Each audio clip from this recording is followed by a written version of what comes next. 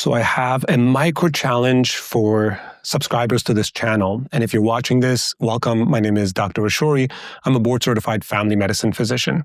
One thing in nutrition that I see commonly being misunderstood is that whatever you buy that's packaged is probably regulated properly and everything that's in there is exactly as it's claimed. And that's really not the case. Our food industry in the US is complicated, and for the most part, we do a good job, but access to good quality food is limited. So here's my micro challenge for you. For the next week, for the next month, I want you to cook your own meals. So prepare all of your own meals, which already is a challenge in and of itself. But when you prepare your meals, I want you to use one ingredient items. And what I mean by that is if you prepare your chicken and then you add some rice or you add some mixed vegetables, if you get that from a package, it's possible, it's likely that it's going to have salt, fat, oil, everything else in it.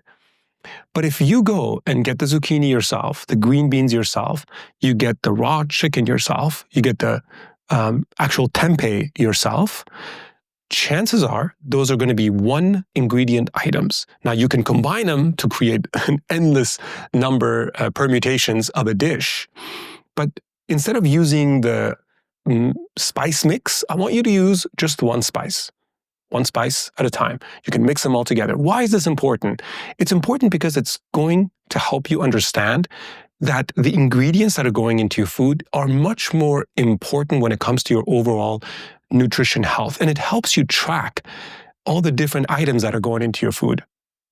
Sometimes you prepare a dish and it has a little bit of olive oil, it has a little bit of canola oil, it has a little bit of saturated fat, has some butter, has this, has salt, has MSG, it has all these different ingredients. So you don't really know what ratio of what you're getting.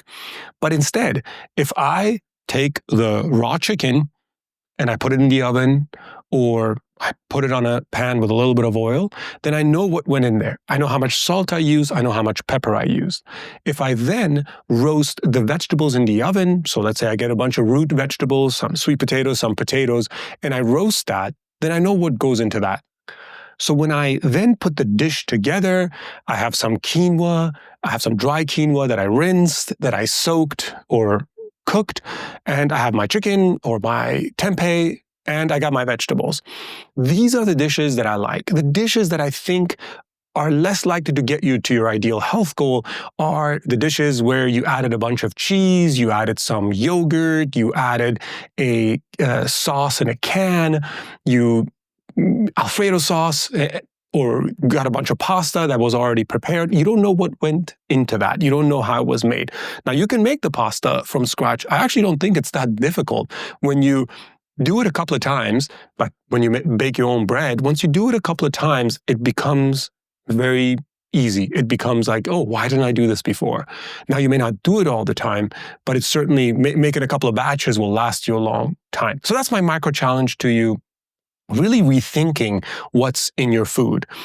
Common examples I brought up that I think are challenging and problematic is cheese, sauces, anything like mayo, and especially things like plant-based milk or even regular milk. There's usually a lot of ingredients in there.